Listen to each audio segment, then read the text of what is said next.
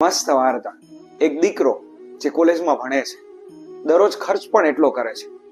એક દિવસ પોતાના પિતા પાસેથી 1000 રૂપિયા માંગ્યા. પિતાએ પૂછ્યું, શા માટે જોઈએ છે? ગઈકાલે 1000 રૂપિયા આપ્યા, એનું તે શું કર્યું? આવા ઘણા બધા પ્રશ્નો પૂછે. છેવટે એને 1000 ની જગ્યાએ 500 રૂપિયા આપ્યા. દીકરો કે, આવો બાપુ હોતો હોય છે? આટલું કહ્યા પછી પણ પૈસા મને પૂરા ન આપ્યા. એક કામ કરું, જલ્દીથી ભણી લઉં અને નોકરીએ લાગી જાવ, એટલે મારે આની પાસે માંગવા નહીં. નોકરીએ લાગ્યો નહીં, પણ ધંધો કર્યો પિતાના આગ્રહથી. ધંધામાં તો તેજી મંદી બધું આવે. હવે શરૂઆતમાં તો સરસ ચાલ્યું, પછી બજારમાં મંદી આવી. મંદી આવી એટલે બધાની દુકાન બંધ કરવાનો વારો આવ્યો. આ દીકરાને પણ બંધ કરવાનો વારો આવે એમ હતો, પણ પોતાના પિતાને પૂછ્યું કે શું કરું? તો પિતા કહે છે, કબાટમાંથી એક ડાયરી લઈ લે. તો ડાયરી લઈ આવી.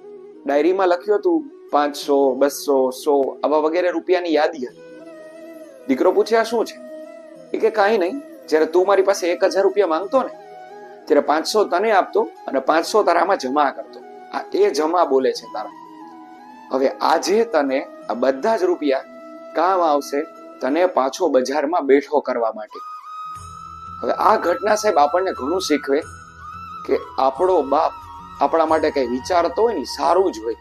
અને દરેકના પિતા આપણને એક વાત તો કહેતા જ હોય છે કે બાળપણનું નાણું ને ઘડપણનું છાણું, આ બે બહુ જ કામ આવે. તો આપણે પણ શીખતા રહીએ અને વડીલોની વાત સ્વીકારીએ. વાર્તા.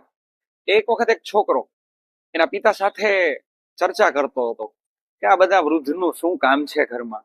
આ બધા વડીલો આપણને આપણી મોડર્ન લાઈફ જીવવા ન દે અને આખો દિવસ કચકચ કર્યા કરે, ક્યાં ગયા, શું થયું, આખો દિવસ પૂછપૂછ કરે. આના કરતા તો ન હોય એ સારું. પપ્પા કઈ કહેતા નથી. એ દીકરાને પોતાની સાથે એક રેસ્ટોરાંમાં લઈ જાય છે.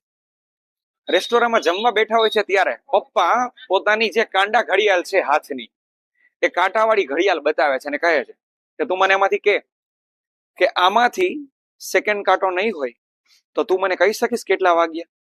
કે હા, કહી જ શકાય ને, 6:30 વાગ્યા. પછી પિતા કહે છે કે કદાચ આમાંથી હું મિનિટ કાંટો કાઢી નાખું તો? દીકરો કહે, હા, અનુમાન દ્વારા ખબર પડી જાય કે 6 થી 7 ની વચ્ચે કોઈ મિનિટ સાથે વાગ્યા હશે.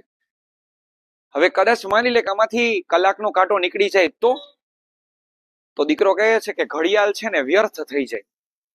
ત્યારે પિતા કહે છે, તો દીકરા, આપણા ઘરમાં જો વડીલ ન હોય ને તો આપણી જિંદગી વ્યર્થ થઈ જાય. કારણ કે સેકન્ડ કાંટા છે ને એ તમે બધા બાળકો છો, મિનિટ કાંટા છે ને એ બધા અમે બધા છીએ, અને કલાકના કાંટા છે ને એ આપણા ઘરના વયોવૃદ્ધ માણસ વડીલ એ છે. આપણા જીવનમાં કંઈક આવું છે. આપણે ખરેખર શીખવાની આવશ્યકતા છે કે જો કલાકનો કાંટો હોય તો જ ઘડિયાળની કિંમત થાય, એમ પરિવારમાં જો વૃદ્ધ હોય ને તો જ પરિવારની કિંમત થાય. હવે એ લોકો સમજતા નથી, કારણ કે પેલા કાંડાવાળી ઘડિયાળ હતી જેમાં કાંટા હતા. હવે બધી ડિજિટલ આવી ગઈ જેમાં મિનિટોની ગણતરી થવા માંડી. એમ જીવનમાં ગણતરી થવા લાગી. નથી લાગતું? Thank you.